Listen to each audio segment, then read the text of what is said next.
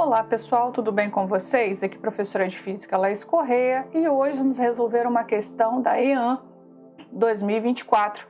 É a questão número 31. A questão diz assim: observe a figura abaixo. A figura acima apresenta um experimento com ímã. Nesse experimento, uma pequena bússola é colocado próximo ao ímã permanente. Então a gente está o ímã permanente aqui norte, sul. Nas posições A, B, C e D, indicados na figura. Em quais dessas posições, A, B, C, D, a extremidade norte da agulha da bússola apontará para cima? Bom, pessoal, para a gente resolver esse problema, a gente precisa analisar o comportamento de uma bússola em relação ao campo magnético do ímã permanente, tá bom? Então, a extremidade norte da agulha da bússola vai apontar para a direção do campo magnético gerado pelo ímã. Então, para isso eu coloquei aqui, pessoal, esse aqui é um print do meu e-book de equações, tá? Conteúdos completos de física para Enem, vestibulares e concursos militares, nível médio. O link tá fixo aqui nos comentários, caso você tenha interesse de conhecer. Então, pessoal, a gente vai representar a bússola, tá? Por esse desenho aqui, onde a parte vermelha representa o norte. E a parte sem a cor, a gente poderia pintar de azul, é o sul, tá bom? Então eu vou colocar essas pequenas bússolas aqui. Então a gente tem o ímã permanente, norte, vermelho, tá? Sul, azul, aqui. Coloquei, porque na imagem geralmente estuda ela na horizontal, coloquei na vertical, como tá no desenho, tá? Então o campo magnético, as linhas de campo magnético vão do norte para o sul. Tá? Ela sai do polo norte e é atraído pelo polo sul. Então, olha só as setas. Sai do polo norte, vai para o polo sul. Polo norte para o polo sul. Tá vendo? Ó, polo norte para o polo sul. Ok? Forçando aqui, porque quando a gente tira o print, perde um pouco da resolução. Tá? Então, essa questão do campo magnético, nós temos que analisar essa questão. Tá? Então, sempre do norte para o sul. Então, a bússola, pessoal, ela vai sempre se alinhar com o campo magnético, tá bom? Então, é isso aqui que a gente tem que saber, que o campo do ímã sai do polo norte e entra no polo sul. Essa é a primeira coisa. Então, o ponto A, à esquerda do ímã. Então, é esse primeiro ponto aqui que nós vamos analisar, tá? Vou colocar a bússola aqui. Pessoal, aqui o que vai acontecer? O polo norte, ele vai apontar para o sul. Lembra que a gente falou? Olha só a direção, do norte para o sul. Então, o norte é o vermelhinho, então ele vai apontar para o sul aqui no ponto A, tá? A mesma coisa vai acontecer lá na direita, lá no ponto C, tá? O norte vai apontar para o sul, por causa da atração, tá bom? Ó, norte vai apontar para o sul. Então, o que vai acontecer? Aqui no ponto do norte, já está até pronto, né? Aqui já estava aqui no e-book, né? Aqui o norte vai apontar, ó, em direção ao sul, como quem vai em direção ao sul, no ponto B, e lá no ponto D a mesma coisa. Aqui a mesma coisa. Então essa daqui que vai ser o posicionamento das bússolas. Aqui é o ponto A, o ponto C, o ponto B e o ponto D, tá? Então, o que vai acontecer? Já que o campo magnético vai do norte para o sul, sai do polo norte e é atraído pelo polo sul, as bússolas, né, elas vão se alinhar com o campo magnético, tá bom? Então, por isso que em B e em D o norte vai apontar para cima e em A e em C o norte vai apontar para baixo, tá bom? Então, ele pergunta assim no comando da questão: a extremidade norte da agulha da bússola apontará para cima, ou seja, para o topo, em... Então, a gente sabe aqui que vai ser em B ou D. Resposta, letra A, B ou D. Então, se vocês repararem aqui, pessoal, no ponto B, tá? Próximo ao polo norte aqui, o campo magnético vai formar um arco, né? Ele forma um arco saindo do ímã. Então, nesse caso, a extremidade norte da bússola tem que apontar para cima, tá? Pois ela vai estar alinhada com o campo magnético que sobe, tá? Em direção ao topo. E lá no ponto D, a mesma coisa. Já próximo ao polo sul, né? O campo magnético entra no ímã vindo de cima. Então, a extremidade norte da bússola vai apontar para cima, alinhada com o campo magnético, tá bom? Então, nesse caso aqui, a resposta final é que a extremidade norte da agulha da bússola, né, aponta para cima somente em B ou D. Tá bom, pessoal? É isso. Questão número 32. A questão diz assim: observe o gráfico abaixo. Aí a gente tem no eixo Y graus A e no eixo X graus Celsius. Uma escala de temperatura arbitrária A pode ser relacionada com a escala Celsius de acordo com o gráfico apresentado acima. Assim, qual é o valor da temperatura de fusão do gelo, e de ebulição da água na escala A, respectivamente, sob pressão normal? Bom, pessoal, eu vou resolver essa questão de duas formas para vocês, tá? A primeira, encontrando a equação, para a gente poder jogar os valores do ponto de fusão do gelo e de ebulição da água, e encontrando diretamente os valores por análise dos termômetros, tá bom? Então, olha só, vamos desenhar os termômetros. A gente tem graus A e graus Celsius, tá? Então, olha só a comparação que ele dá para a gente. Quando for 20 graus A, a gente tem 10 graus Celsius. Então, eu vou ter aqui 20 graus A, 10 graus Celsius. Quando eu tenho 60 graus A, eu vou ter 40 graus Celsius. 60 graus A, 40 graus Celsius. 20 graus A, 10 graus Celsius. É só ver os pontos aqui no gráfico, tá bom? Eu montei o termômetro, então eu sei que aqui é para temperaturas de graus A e aqui é para temperaturas em graus Celsius, tá? Eu poderia botar em qualquer posição. Então, ele quer aqui, ó, o valor da temperatura de fusão do gelo. Temperatura de fusão do gelo em graus Celsius, temperatura de fusão, θ de fusão, é 0 graus. E a temperatura de ebulição da água à pressão normal, 100 graus Celsius. Tá? Então, é esses valores que ele quer que a gente ache o correspondente na escala graus A, tá? Então, para isso, pessoal, a gente vai lembrar uma regrinha, tá? Uma regrinha simples aqui, eu fiz até um macetinho aqui, lá no meu e-book também para vocês. Então, a gente tem 3 termos nos termômetros. A gente tem dois termômetros para analisar, aqui nesse exemplo é grau X e graus Y, e a gente tem 3 valores. Então, o segundo valor do termômetro menos o terceiro sobre o primeiro menos o terceiro é igual ao segundo menos o terceiro sobre o primeiro menos o terceiro. Tem aluno que decora assim: meio baixo, cima, baixo. Meio baixo, cima, baixo. Tá vendo? Primeiro, segundo menos o terceiro sobre primeiro menos o terceiro. Então, meio baixo, cima, baixo. Tá? É essa regrinha que a gente vai usar. Dela vem todas as relações que você conhece, aquela da conversão de Kelvin, de Celsius para Kelvin, de graus Celsius para Fahrenheit. Todas elas vêm dessa relação aqui de comparação dos termômetros, tá? Então, a gente vai fazer essa regrinha, tá? Você pode fazer como você aprendeu. Geralmente, o pessoal bota X menos Y, Z menos W, né? Faz assim.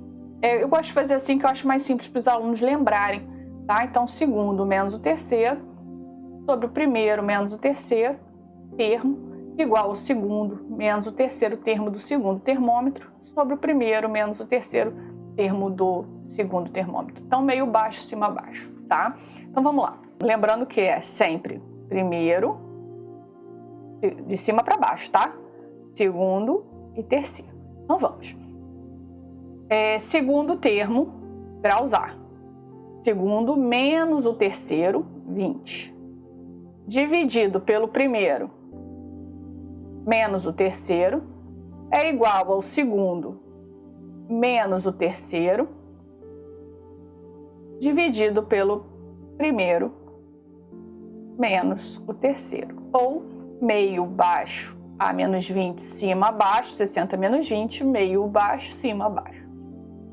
Graus A menos 20, 60 menos 20, 40, igual a graus Celsius menos 10. Não precisa nem botar mais graus aqui, tá? Pessoal, botei aqui. 40 menos 10, 30. Tá? Multiplico o cruzado. Então, eu tenho graus A menos 20 vezes 30 igual a graus Celsius menos 10, eu deixei como grau, tá? Vezes 40. A gente vai encontrar uma equaçãozinha, tá? Aí eu tenho que, vou fazer aqui, ó, a distributiva. 30 graus A menos 3 vezes 2, 6, zeros, repete. 40 vezes θc, 40 θc, menos 40 vezes 10, 400. Aí agora eu vou jogar esse 600 para cá. 30 graus A igual a 40 graus Celsius menos 400. Ele está negativo, vai lá para o outro lado positivo. 30 graus A igual a 40 graus Celsius menos 400 mais 600 mais 200. Vou passar dividindo esse 30. 40 graus Celsius mais 200 dividido para 30. Eu poderia simplificar aqui por 10, mas não vou. Vou deixar assim, tá? Para não ficar muito grande também. Então essa aqui é a equaçãozinha de conversão, tá? Você pode reduzir até onde você quiser, tá? Então agora a gente vai descobrir os valores de graus A, né? Para os valores que ele está me pedindo. Então aqui, se eu jogar 0, ele quebra 0 graus. Então graus A, para botar aqui para 0 graus. Para θf igual a 0 graus. Então o meu graus A vai ser igual a 40 vezes 0 mais 200 sobre 30. 40 vezes 0, 0. 200 sobre 30, 6,6. É uma dízima periódica, então aproximado, tá? Graus A. Então a gente já saberia aqui que a resposta é a letra D, mas, né, porque não tem outra alternativa parecida. Eu vou fazer para todos, né, que poderia, a gente está aqui para poder trabalhar as questões para vocês aprenderem caso venha a repetir alguma questão ou cair parecido, né? Para θ de ebulição igual a 100. Então agora eu vou jogar 100 aqui na fórmula. 40 vezes 100 mais 200 sobre 30. 40 vezes 100 vai dar 4.000. 4.000 mais 200, 4.200. 4.200 dividido para 30 vai dar 140.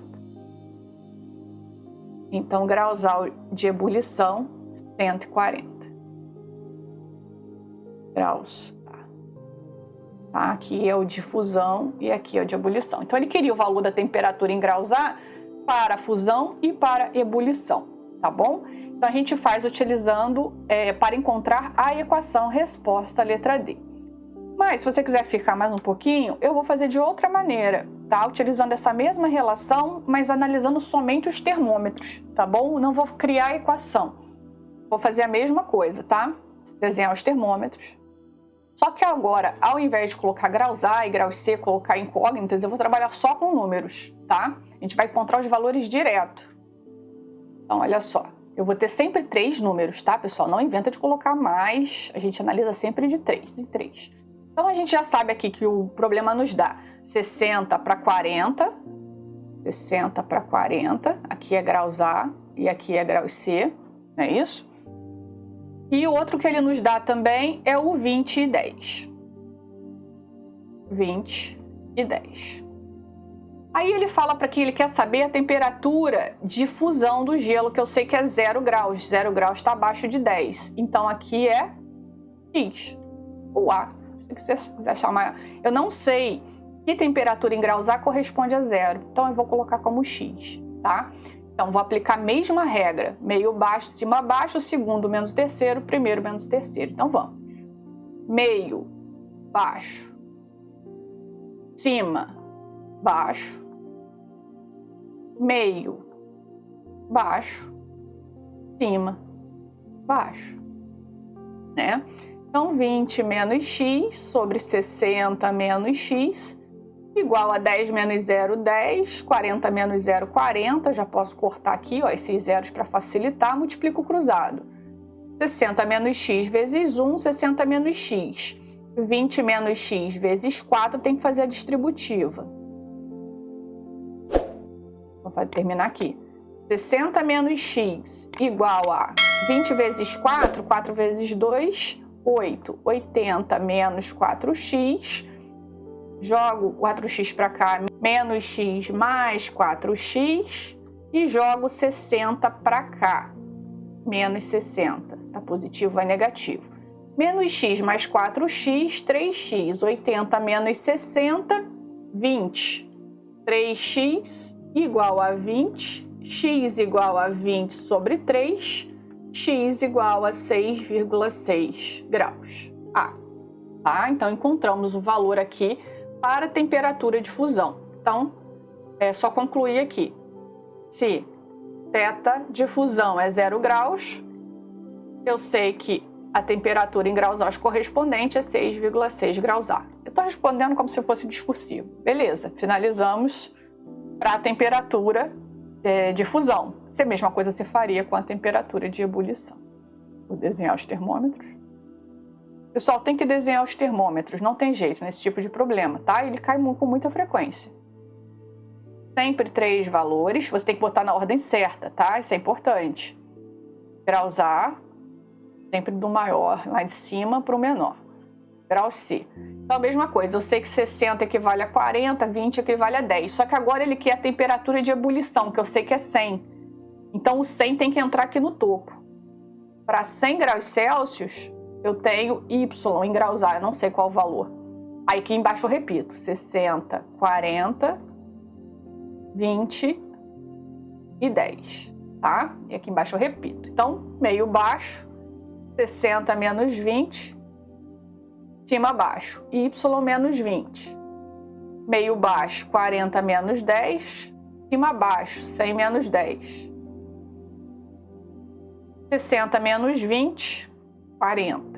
Dividido para y menos 20. 40 menos 10, 30. 100 menos 10, 90. Corta os zeros. Multiplica o cruzado.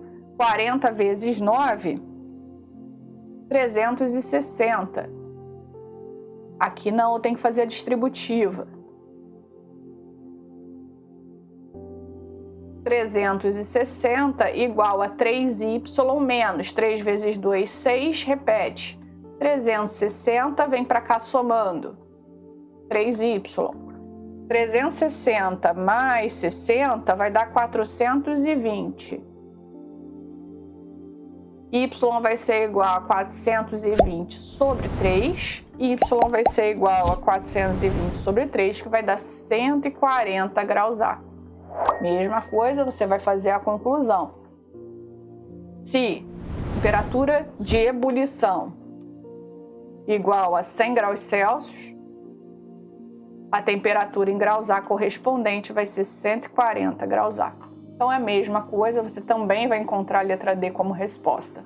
Tá? Então você vê qual que é mais fácil, se é encontrar a equação ou se é jogar os valores direto nos termômetros. Tá bom, pessoal? É isso. Questão número 33. A questão diz assim: a característica da onda sonora que permite distinguir ou diferenciar sons graves de sons agudos é denominada de... Bom, pessoal, eu já vou falar aqui, a resposta é frequência, tá? Mas a gente vai analisar todos os itens, tá? Para entender por quê. Então, a resposta aqui é o item A, né? Mas não é só saber a resposta. Pessoal, o que acontece? A frequência, ela é o número de oscilações, né, ou ciclos por segundo, né? A unidade dela é o hertz. Os sons graves, pessoal, ele tem baixa frequência, tá? Enquanto os sons agudos, eles têm alta frequência. Então, a característica da onda sonora que permite diferenciar os sons graves de sons agudos é a frequência, tá bom? Então, lembra, som grave tem baixa frequência, som agudo tem alta frequência. Já o volume, pessoal, ele está relacionado à intensidade da onda sonora, ou seja, se o som ele é forte ou fraco, tá bom? Então, cuidado aí para não confundir. Pessoal, já o timbre, né, ele permite a gente diferenciar sons produzidos por diferentes fontes, tá bom? Então, mesmo que ele tenha a mesma frequência e intensidade, devido à forma da onda, tá? Letra D, a intensidade. Então, a intensidade é relacionada à energia da onda sonora, tá? Ela não diferencia sons graves e sons agudos. Já a amplitude da onda, pessoal, ela está se referindo à altura da onda sonora, associada mais à percepção do volume, mas não ao tom, tá? Então, a grandeza física que permite diferenciar sons graves e agudos é a frequência, legal? Bom, pessoal, é isso. Questão número 34. A questão diz assim: um garoto nota que o prédio ao lado de sua casa projeta uma sombra de 17,5 metros na calçada, enquanto a sua própria sombra projetada mede 70 centímetros. Usando seus conhecimentos de óptica geométrica, ele descobre que o prédio mede 40 metros. Assim, qual vai ser a altura do garoto em metros? Pessoal, esse problema é um problema clássico, tá bom? Cai demais. É relacionado ao princípio de propagação retilínea da luz. Tá? Então, vou desenhar aqui para a gente poder ver com mais clareza e fazer a semelhança de triângulos. Tá? Então, olha só. Eu tenho aqui o solo, a calçada. Tenho aqui o prédio. Tá? Então, pelo princípio da propagação retilínea da luz, pessoal, quando tem uma fonte de luz iluminando esse prédio, ele vai projetar uma sombra no solo. Tá? Então, ele fala que, ao mesmo tempo, a sombra, né, do rapazinho, a sombra dele, também vai ser projetada no solo, só que com outro tamanho, também seguindo o princípio da propagação retilínea da luz. Tá bom? Então, o que acontece? Ele afirma pra gente aqui que a altura desse prédio, né, ele considerando lá as dimensões, que a altura H do prédio é 40 metros. E que a sombra que ela projeta aqui na calçada é de 17,5 metros. Ou seja, nesse triângulo aqui, eu tenho 40 metros de altura aqui, e uma projeção de sombra de 17,5 metros. Então ele pergunta qual é a altura do garoto, sabendo que a projeção no solo é de 70 centímetros. Pessoal, um problema aqui, né? A gente não pode trabalhar com grandezas diferentes. Se aqui está metro, aqui está centímetro, tem que converter. 1 metro é 100 centímetros. Então, é só dividir por 100, que vai dar 0,7 metros, tá? Então, eu tenho que dividir esse valor aqui por 100. Não posso trabalhar com centímetros e metros, tá? Duas unidades diferentes. Então, aqui, pessoal, eu tenho dois triângulos. Retângulos. Um aqui, ó, representando a altura do rapazinho, aqui, ó, altura e alturinha, sombrão, sombrinha, tá? Então, a gente pode fazer até uma relação aqui. Aqui é alturinha, aqui é sombrinha, aqui é sombrão.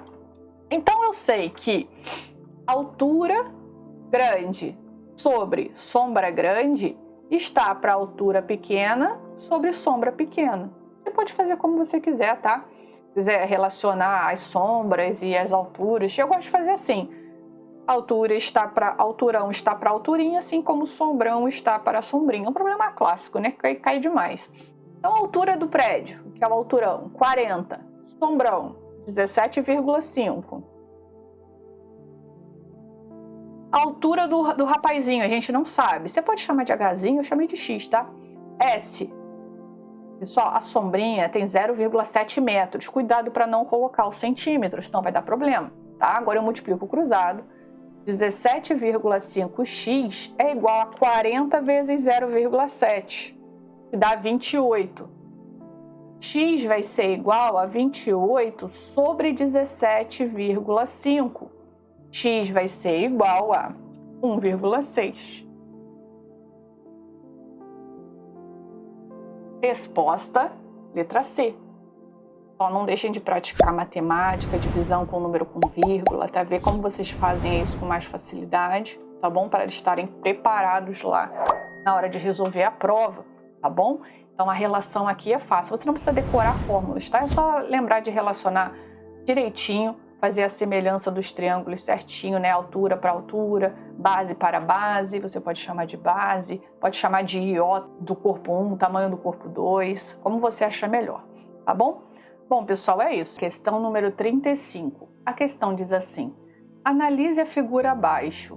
Um raio de luz monocromático passa de um meio A para um meio B, formando com a normal a superfície de separação, os ângulos apresentados na figura acima, 60 graus e 30 graus.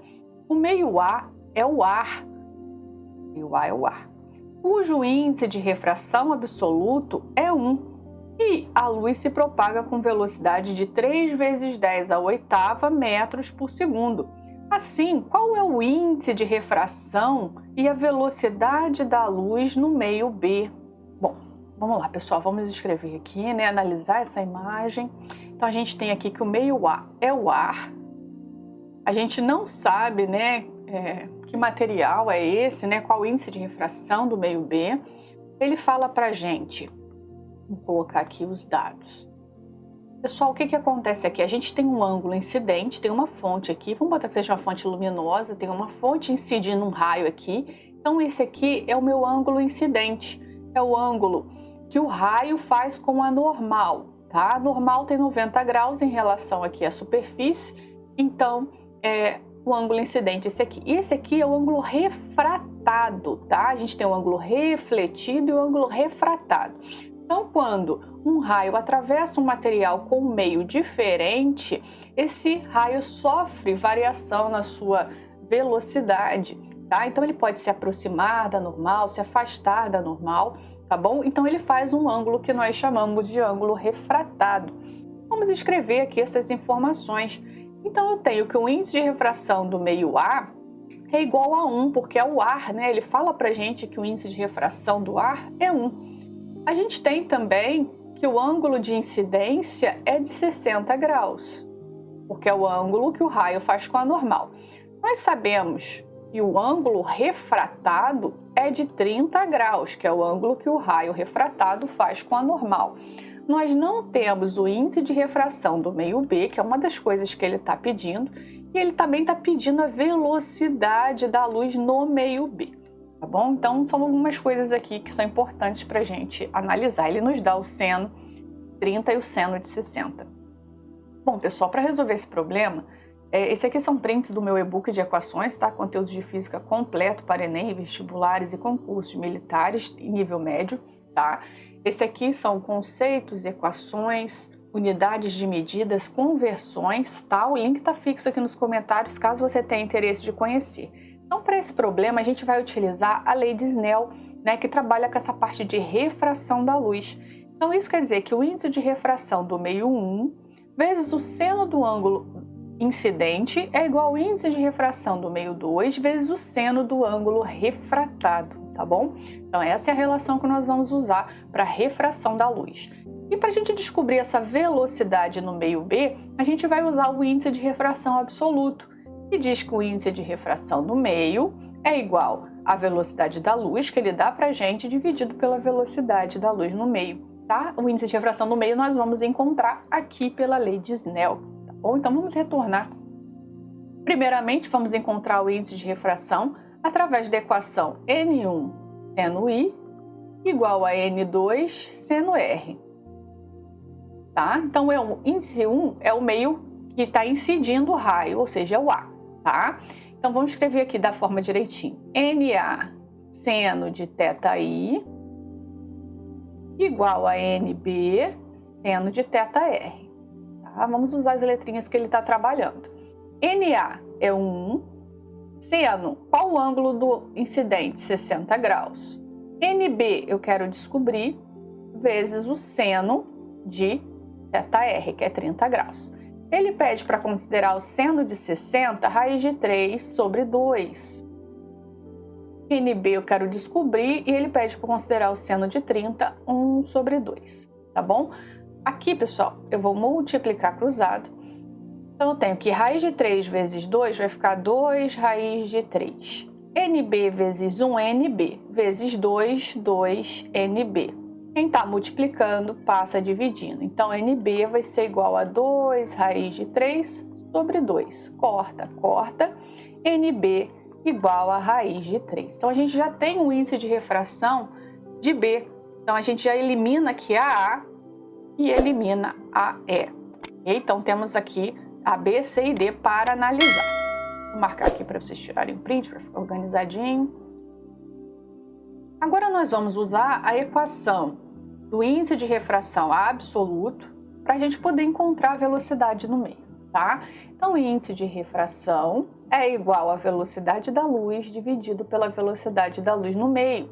Então, eu estou querendo saber em relação ao meio B, então eu vou botar aqui o B.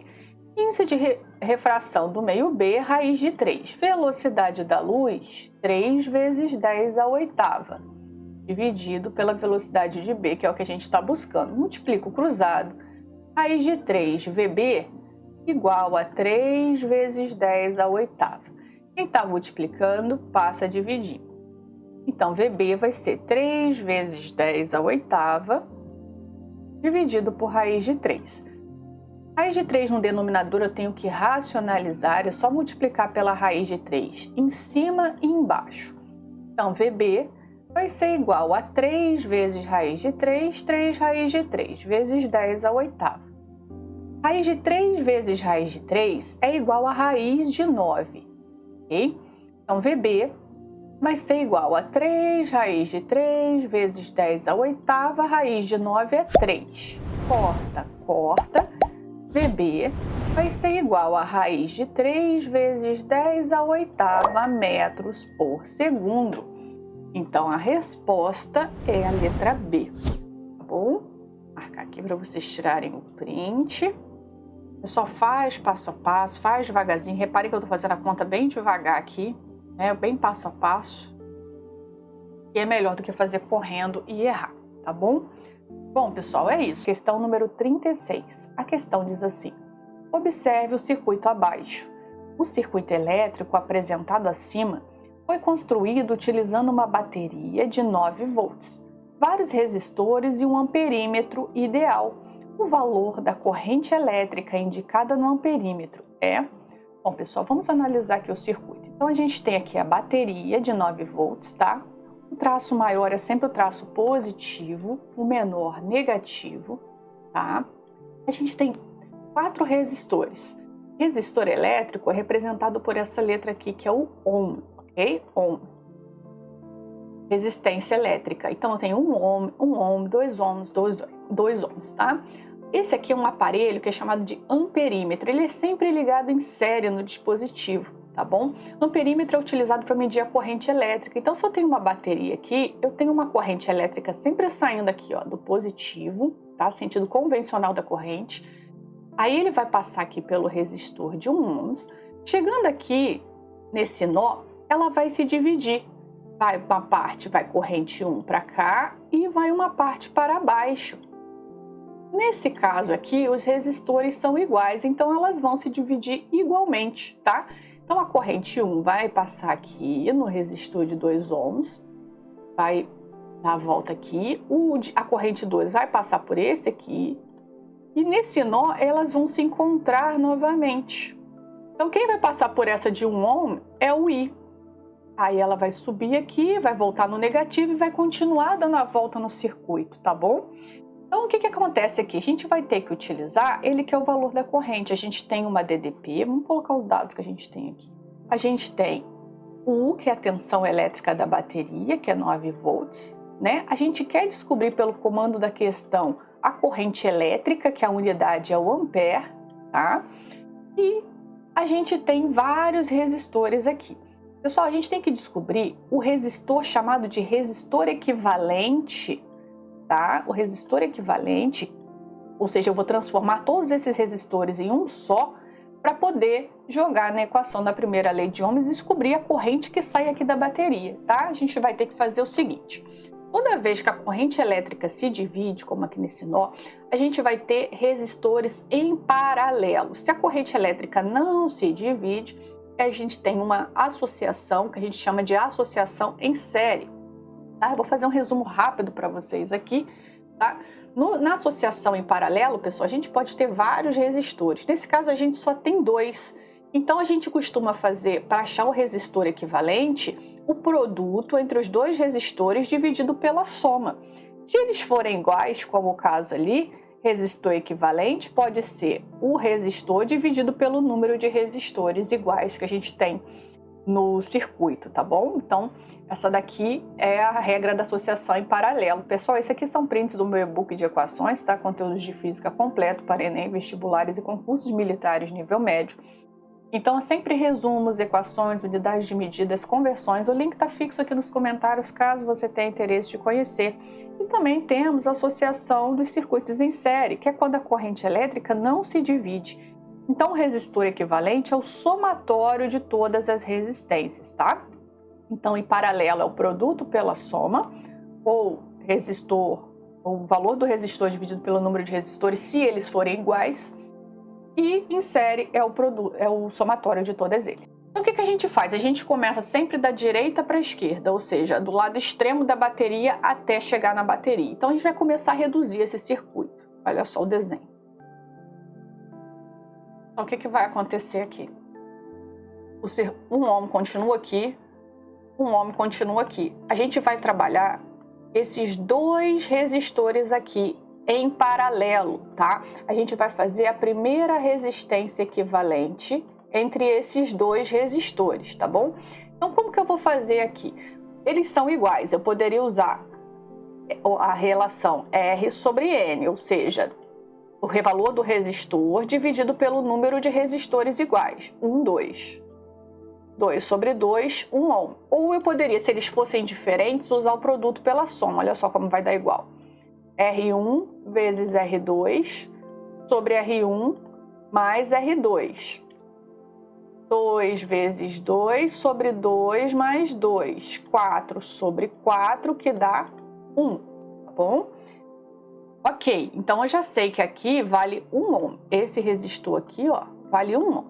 Agora, a corrente sai daqui, passa por esse resistor aqui, desce por esse resistor aqui. Tá vendo que ela não se divide mais? Se ela não se divide mais, eu tenho uma associação em série, tá? Então, eu vou transformar esses 3 resistores em um único resistor equivalente, total.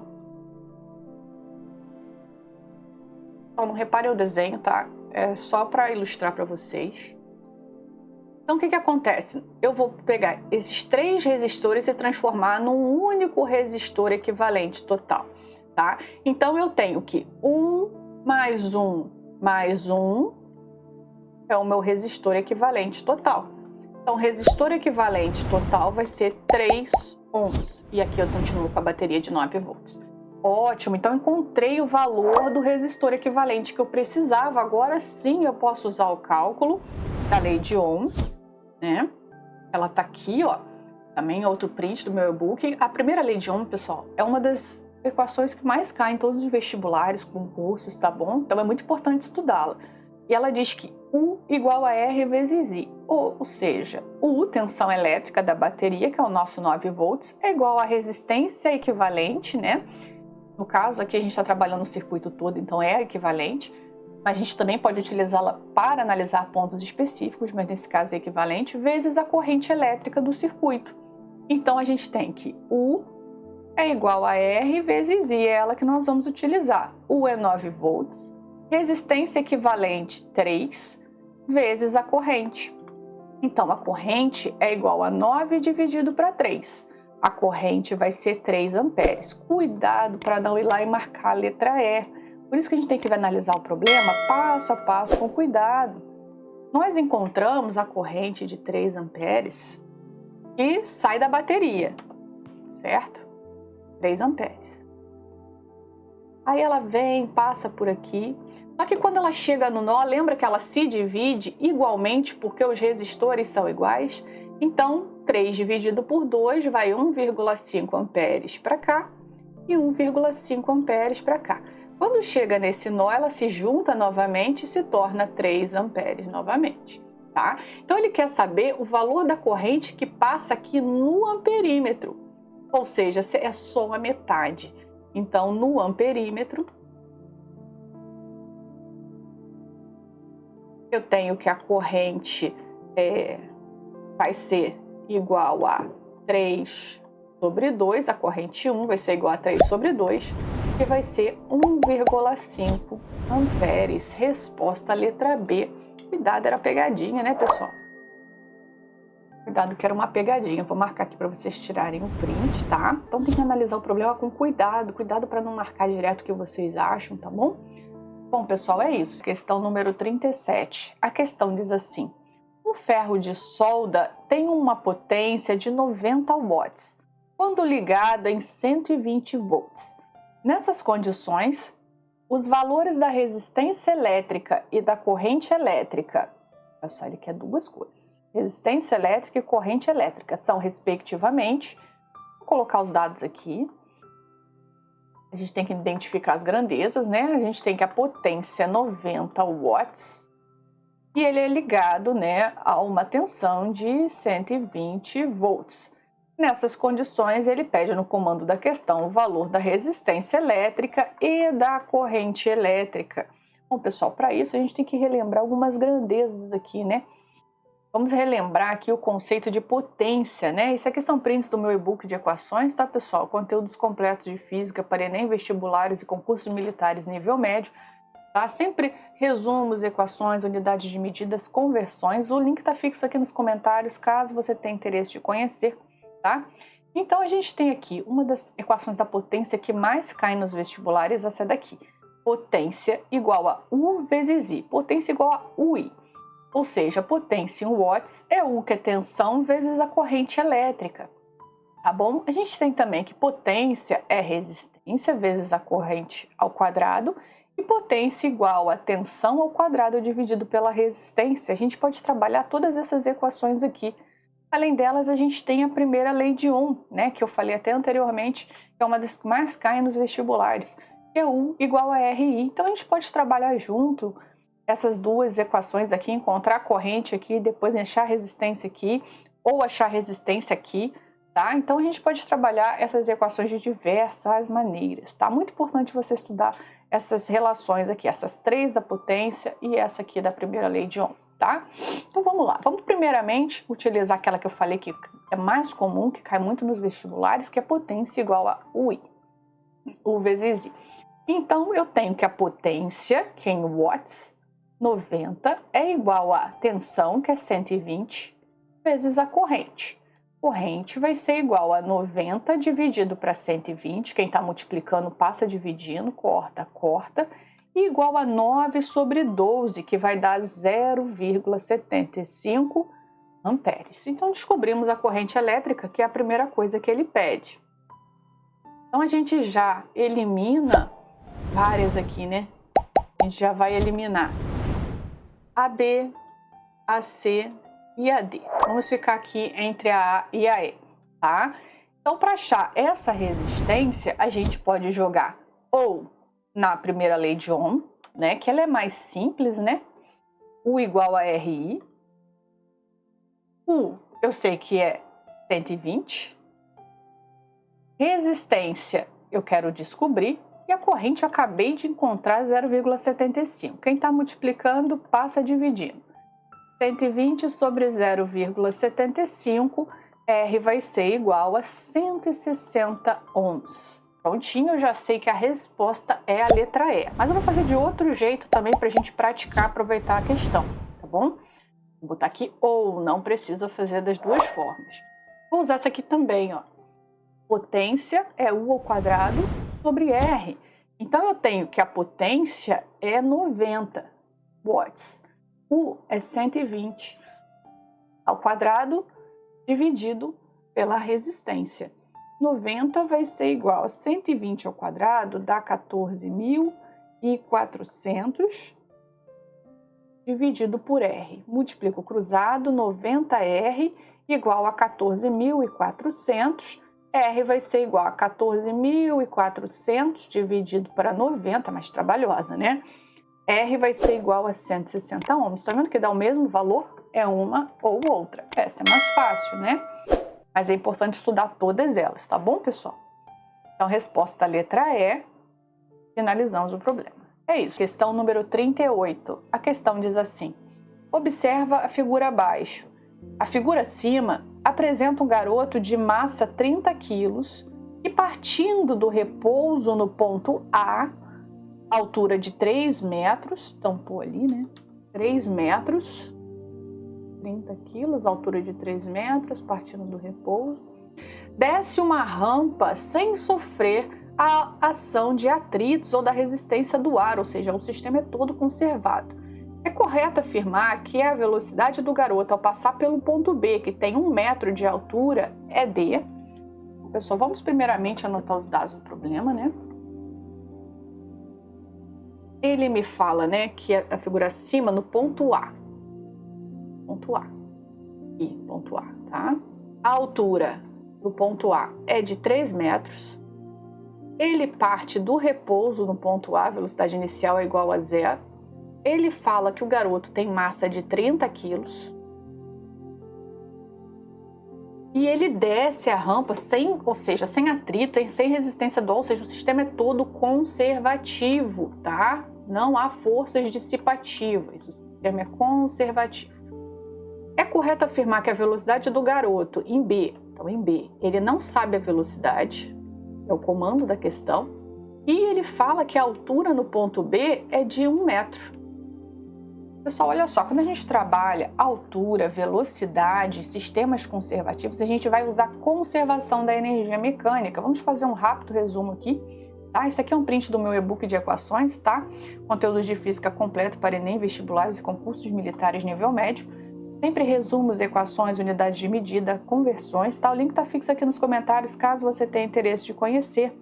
Então, a gente tem, pessoal, aqui, que a energia mecânica em um ponto tem que ser igual à energia mecânica no outro ponto. E o que é energia mecânica? Energia mecânica é o somatório de duas energias.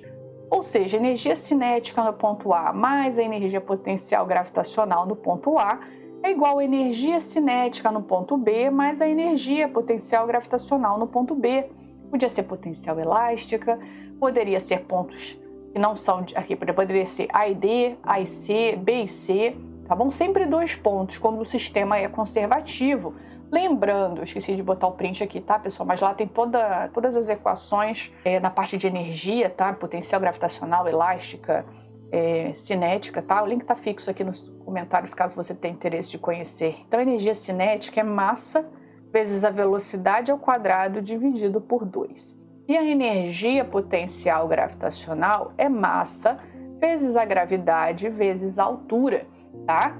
Então, nesse problema, apesar de, geralmente o aluno olha plano inclinado, já começa a associar as forças, nesse caso, é sempre melhor trabalhar, quando fala de altura e velocidade, sistemas conservativos, trabalhar com energia, tá bom? Então, eu sei que a energia mecânica no ponto A é igual à energia mecânica no ponto B, ou seja, energia cinética no ponto A, já que a energia mecânica é o somatório de duas energias, mais energia potencial gravitacional em A é igual a energia cinética de B mais potencial gravitacional em B. Vamos abrir as equações.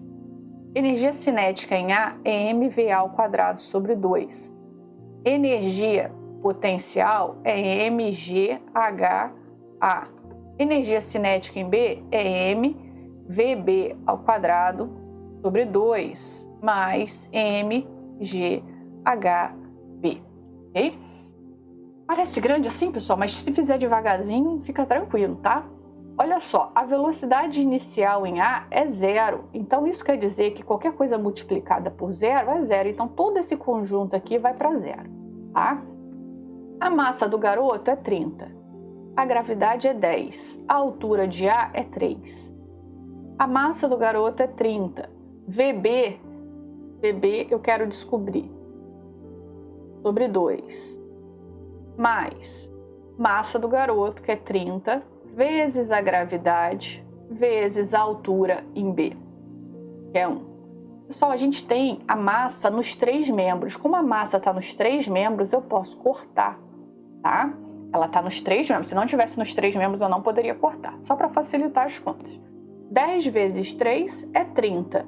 VB ao quadrado sobre 2, mais 10 vezes 1 é 10. Passo para lá diminuindo. 30 menos 10 igual a VB ao quadrado sobre 2. 30 menos 10 é 20. VB ao quadrado sobre 2. Multiplico o cruzado. Vou continuar aqui, tá? VB ao quadrado vai ser igual a 20 vezes 2, que é 40. VB vai ser igual a raiz de 40, porque para tirar o quadrado daqui eu tenho que jogar a raiz quadrada lá para o outro lado. Vou fatorar. Ele pede aqui em raiz fatorada, tá vendo? 40 por 2, 20. Por 2, 10. por 2, 5 por 5, 1. Fechou? Então, vai ficar VB igual a 2 ao quadrado vezes 2 vezes 5 raiz. 40 é a mesma coisa que isso aqui, 2 ao quadrado vezes 2 vezes 5. Por que 2 ao quadrado aqui? Para poder tirar da raiz, né? O restante fica. VB vai ser igual a 2 raiz de 2 vezes 5, 10 metros por segundo. Acabou. Tá bom, pessoal? Tem que trabalhar um pouquinho de matemática aí nesse finalzinho. Resposta letra B, tá? Vou marcar aqui para vocês tirarem o print. Trabalhar a faturação, né? Da raiz. Tá bom, pessoal? É isso. Questão número 39. A questão diz assim: analise o esquema abaixo. Então, a gente tem sólido, líquido e gasoso. O esquema acima está representado as 3 fases de uma substância pura. As setas X, Y e Z correspondem, respectivamente, a quais mudanças de fase? Então, vamos analisar aqui separadinho, né? Pessoal, a seta X, repare, a seta X vai do sólido, transformação do sólido para o gasoso, tá? A mudança de fase diretamente, pessoal, do sólido para o gasoso, a gente chama de sublimação. Sublimação, tá?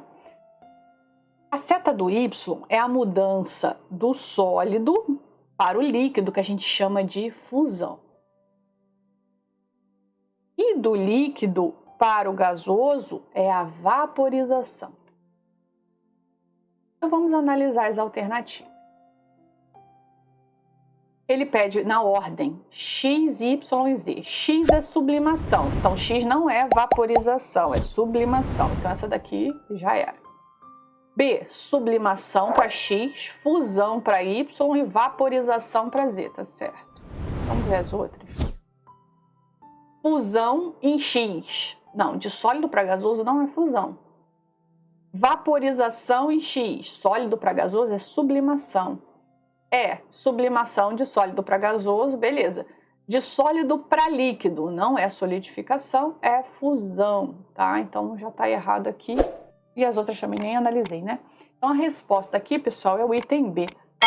X, sublimação, que é a transformação do sólido para o gasoso diretamente. Y, sólido para o líquido é a fusão e líquido para o gasoso a vaporização. Tá bom, pessoal? É isso. Questão número 40. A questão diz assim: um motorista que dirige um automóvel a uma velocidade de 90 km por hora vê um sinal vermelho e decide parar. O intervalo de tempo entre o momento que o motorista viu o sinal vermelho e o efetivo acionamento dos freios é de 0,7 segundos. Os freios do automóvel conferem uma desaceleração constante de 5 metros por segundo ao quadrado. Então vai entrar lá negativo, né? Assim, a distância em metros percorrida pelo automóvel do momento em que o motorista viu o sinal até o carro parar será de... Vamos anotar aqui os dados, né, pessoal? Vamos anotar separadinho aqui os dados, né? Então, a gente tem a velocidade inicial, né, que é 90 km por hora. Então, ele estava lá o tempo todo, né, velocidade de 90 km por hora, e aí avistou o sinal vermelho e começou o processo de frenagem. Então, a primeira coisa que eu tenho que fazer, eu não posso trabalhar fora do sistema internacional. Então, 90 dividido para 3,6, eu vou fazer a conversão de quilômetros por hora para metros por segundo. Tá? Então, aqui eu divido por 3,6 e, ao contrário, eu multiplico. Tá? Então, 90 dividido para 3,6 é 25 metros por segundo. Tá? Então, a velocidade final, ele fala que ele vai parar. Então, é zero. Tá? Então, eu tenho o tempo que ele fala para mim de 0,7 segundos, né? Que vai ocorrer toda essa frenagem. A gente tem que uma desaceleração de menos 5 metros por segundo ao quadrado, e aí o comando da questão me pede a distância. Pessoal, se a gente desenhar aqui o gráfico, a gente tem uma mistura de movimento uniforme com uniformemente variado, tá? Olha só. Então, o motorista estava inicialmente a 90 km por hora, que é 25 metros por segundo. Né? Então, ele estava percorrendo durante um certo tempo, ele viu o sinal vermelho e começou o processo de frenagem. Então, no gráfico VT, ou seja, ele estava a velocidade constante de 25 metros por segundo, já botei convertido, tá? Até que ele avistou, né, o sinal vermelho e começou o processo de desaceleração, ou seja, diminuir a sua velocidade até chegar a zero, e ele fez isso em 0,7 segundos. O intervalo de tempo entre o momento que o motorista viu o sinal vermelho e o efetivo acionamento dos freios é de 0,7 segundos. Então, aqui é 0,7 segundos, tá? Então, pessoal, olha só. Para encontrar essa distância aqui, eu posso usar a equação de Torricelli, né? Porque eu tenho velocidade final, tenho velocidade inicial, tenho aceleração e quero encontrar o ΔS. Então aqui, pessoal, esse aqui são prints do meu e-book de equações, tá? Conteúdo de física completo para Enem e vestibulares. Sempre resumos, equações, unidades de medida, conversões. O link está fixo aqui nos comentários, caso você tenha interesse de conhecer, tá? O e-book também é voltado para concursos militares nível médio, tá? Que é o caso dessa prova aqui. Então, eu vou utilizar a equação de Torricelli, tá? Porque eu tenho velocidades, eu tenho aceleração e quero descobrir essa distância no momento da frenagem até ele parar, tá? Então, falou de frenagem, geralmente a gente utiliza essa, tá? Então, a mistura de movimento uniforme, aqui no primeiro trecho, com movimento uniformemente variado, Torricelli variado. V ao quadrado igual a V inicial ao quadrado mais 2A ΔS. Velocidade final é 0. Velocidade inicial é 25. Pessoal, tudo no sistema internacional, hein? Aceleração tem que lembrar que é negativa porque é frenagem, ΔS. 0 vai ser igual a 625, 25 ao quadrado, menos 10 ΔS. Vou passar o ΔS para lá somando. 625, quem está multiplicando passa dividindo. Vai ficar 625 sobre 10, 62,5 metros, ok? Mas a gente não finalizou o problema, porque faltou analisar, essa aqui é a parte do movimento uniformemente variado, faltou analisar a parte do movimento uniforme. Movimento uniforme, pessoal, a gente utiliza a velocidade média. Velocidade média é ΔS sobre ΔT. A gente está trabalhando tudo num sistema internacional, vamos usar metros por segundo para velocidade, ΔS em metros, tempo em segundos. Quilômetros por hora para metros por segundo, já fizemos a conversão lá, né, anteriormente. Então, velocidade é igual a ΔS sobre ΔT. Inicialmente, ele manteve essa velocidade. Ele podia ter sido mais claro aqui no enunciado, mas enfim. Velocidade 25 igual a ΔS, né, no trecho do movimento uniforme, dividido pelo tempo, 0,7. Multiplico cruzado, ΔS vai ser igual a 25 vezes 0,7, que vai dar 17,5 metros. Agora sim, nós vamos somar. O meu ΔS total vai ser igual a, vamos chamar aqui ΔS1, vamos chamar aqui de ΔS2, né? Que é essa parte aqui descendo, aqui ΔS1. ΔS1 mais ΔS2. Então, ΔS total vai ser 17,5 mais 62,5. Meu ΔS total vai dar 80 metros. Resposta letra D. Vou marcar aqui para vocês tirarem o print. Só que tinha que ter atenção, fazer o desenho, porque estava confuso, né? De repente a pessoa só faria aqui a parte do movimento uniformemente variado, não faria parte do movimento uniforme. Tem que ficar bem atento ao comando da questão, tá? Mas acho que ele poderia ter detalhado um pouquinho mais essa parte, mas enfim. A gente analisando com calma, lendo com calma, chegaria nessa conclusão aqui do trecho do movimento uniforme e do uniformemente variado. Tá bom, pessoal? É isso. Se vocês gostaram dessa resolução, eu peço que deixem o seu like, se inscrevam no canal, compartilhem esse vídeo com seus amigos que também estão estudando para o vestibular. Isso vai nos ajudar a produzir cada vez mais conteúdos como esse. Muito obrigada, forte abraço e até a próxima questão.